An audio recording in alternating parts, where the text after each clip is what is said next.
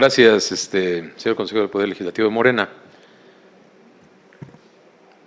¿Qué opina usted de que el presidente de la República no cumplió su palabra cuando dijo que iba a vivir en la casa donde vivía y se fue a vivir a Palacio Nacional con toda su familia?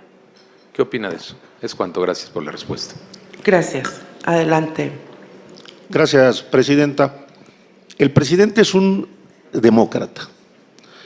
Si bien, como hice el comentario en mi intervención anterior, el presidente decidió vivir en Palacio Nacional, se lo dije hace un momento al representante de Acción Nacional, residiera o no el presidente de la República en Palacio Nacional, de todas maneras el mantenimiento de ese edificio, que es de todos los mexicanos, pues iba a ser exactamente el mismo.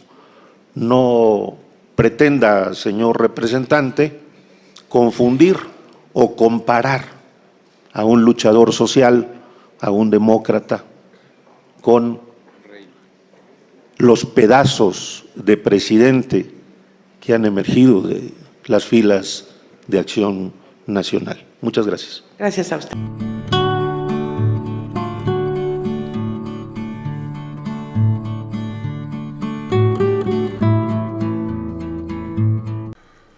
Vamos a ir a esta sesión del INE donde sigue la discusión por la paridad de género por parte de la inconformidad del Verde Ecologista. Y es que se alega que la paridad de género solo se aplica a las mujeres. Porque si hay 10 candidaturas, 8 pueden ser mujeres o 9 o las 10, pero si son hombres no se permite. Nada más deben de ser 5 o 4 hombres y las demás mujeres. Pero la discusión se centró en el presidente López Obrador, que Acción Nacional dice que por qué vive en Palacio Nacional. Ya lo explicamos en el otro video que el presidente se está gastando 466 millones en todo su sexenio, cuando siendo que Felipe Calderón y Enrique Peña Nieto se gastaron 15,000 millones de pesos. Y es que el presidente tiene 100 y tantos trabajadores administrativos, secretarías, mantenimiento, luz y todo eso.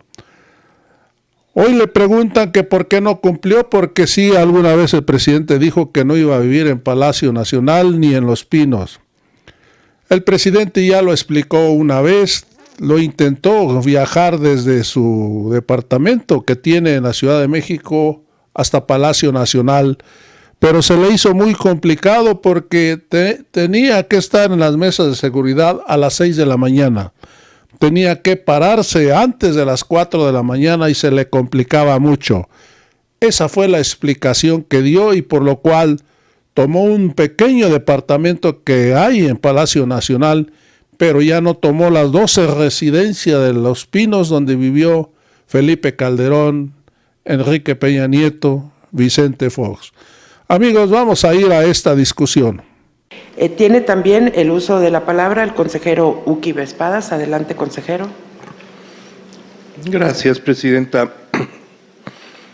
Allá por el posclásico tardío, 1986, 1987, las recomendaciones a los sustentantes de examen de grado, que en esos años se hacían con tesis rigurosamente, en relación con el sínodo era, en última instancia, si no los puedes convencer, confúndelos.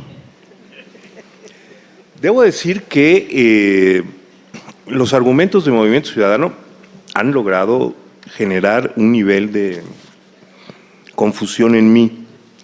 Adelanto que insuficiente para votar en contra del proyecto, pero es que hay cosas que de verdad se tienen que revisar. Y cuando digo se tienen que revisar, digo que los tiene que revisar la soberanía nacional, porque esos temas ya tocaron fondo en la autoridad electoral. Hay una idea de paridad a rajatabla, paridad sin miramientos, además en el caso de la competitividad, sobre consideraciones surrealistas, como es la idea de que un partido tiene hoy el mismo nivel de competitividad que tenía hace 6 años, o que la competitividad de un partido en un estado, distrito o municipio es per se del partido y que no depende de la candidatura que se postule. Esto es interesante porque, por ejemplo, y cito el caso de mi paisana, pues si ella tuvo su postulación, no fue, como dicen, por el simple hecho de ser mujer, fue porque a juicio de su partido era la figura política más competitiva. Y bueno, la elección demostró que así fue. Entonces, pretender que el principio de paridad es el único principio constitucional involucrado en la definición de candidaturas, no solo es falso, sino que hace subordinaciones muy graves que tienen efectos sistémicos, el más importante de ellos, alejar al votante de las decisiones electorales. El principio de paridad no puede estar por encima del principio de soberanía nacional que reside en el pueblo. No puede estar por encima del principio de representatividad o del principio de electividad de los designados. Y no puede estar por encima del orden republicano. Estos no solo son principios, son partes dogmáticas de nuestra Constitución. Y lo toco muy brevemente, es un debate que hemos tenido menos explícitamente, pero es que hay feminismos y feminismos, porque no se puede buscar la igualdad sobre la base de la brutal desigualdad económica, que es algo de lo que en esta autoridad electoral y en el tribunal se ha huido. La idea de que mezclar la fea discusión sobre la desigualdad y la pobreza con la discusión de la paridad es algo nocivo para los intereses de las mujeres, es algo que prevalece dentro de ciertos feminismos, pero no dentro del feminismo, porque no hay un feminismo, hay distintos feminismos. En tal sentido, me parece que acá hay temas que habrá que discutir muy de fondo, sí en los órganos electorales, sobre todo en la soberanía nacional, y yo por lo pronto me atendré a respetar lo que aquí se votó hace ya mucho tiempo y causó estado hace mucho tiempo. Gracias. Gracias, consejero Ukip. Diputado Mario Yergo. Muchas gracias, presidenta. Muy buenas tardes, consejeras, consejeros, representantes de los partidos políticos y del Poder Legislativo. Únicamente acompañar el planteamiento que tanto el representante del Movimiento Ciudadano como la representante del Poder Legislativo han planteado en este punto en específico. Llamar a la reflexión a las y los consejeros para atender este tema. Y aprovechar esta intervención para aclararle al representante de Acción Nacional y desde luego también al representante del Partido Revolucionario Institucional que no tienen la calidad moral para cuestionar al presidente más demócrata de los últimos tiempos, como lo ha sido el licenciado Andrés Manuel López Obrador. Recordarle al representante de Acción Nacional, porque veo que tiene memoria de teflón. ¿Sabe usted, señor representante de Acción Nacional, cuántas mansiones tiene la residencia oficial de Los Pinos? Tiene 12 mansiones. A eso renunció el presidente de la República, a vivir en la opulencia. Usted ha de extrañar los excesos, y se lo recuerdo, de la pareja presidencial monárquica de Fox y de Martita Sagún, que adquirieron casi 90 toallas por $450 cada una. Es decir, cada costo de cada toalla en casi 10,000 pesos. No tienen autoridad moral. ¿Sí recuerda ese Toallagate, señor representante? Y ya ni digo de las cortinas a control remoto con un costo de $17,000 cada uno. Por supuesto que el presidente decidió renunciar a vivir en esa opulencia. Y bueno, pues el mantenimiento de la residencia del hoy presidente de la República, que decidió vivir en Palacio Nacional, pues el mantenimiento es el que siempre ha tenido Palacio Nacional, viva o no viva el presidente de la República ahí. Y ya del genocida de Felipe Calderón, mejor ni hablamos. Muchas gracias, presidenta. Gracias a usted, señor diputado. Consejera Carla Humphrey, en segunda ronda usted puede hacer una moción, efectivamente, ¿la acepta, señor? Sí, adelante. Gracias, señor consejero del Poder Legislativo de Morena. ¿Qué opina usted de que el presidente de la República no cumplió su palabra cuando dijo que iba a vivir en la casa donde vivía y se fue a vivir a Palacio Nacional con toda su familia? ¿Qué opina de eso? Es cuanto. Gracias por la respuesta. Gracias. Adelante. Gracias, presidenta. El presidente es un demócrata. Si bien, como hice el comentario en mi intervención anterior, el presidente decidió vivir en Palacio Nacional, se lo dije hace un momento al representante de Acción Nacional, residiera o no el presidente de la República en Palacio Nacional, de todas maneras el mantenimiento de ese edificio, que es de todos los mexicanos, pues iba a ser exactamente el mismo.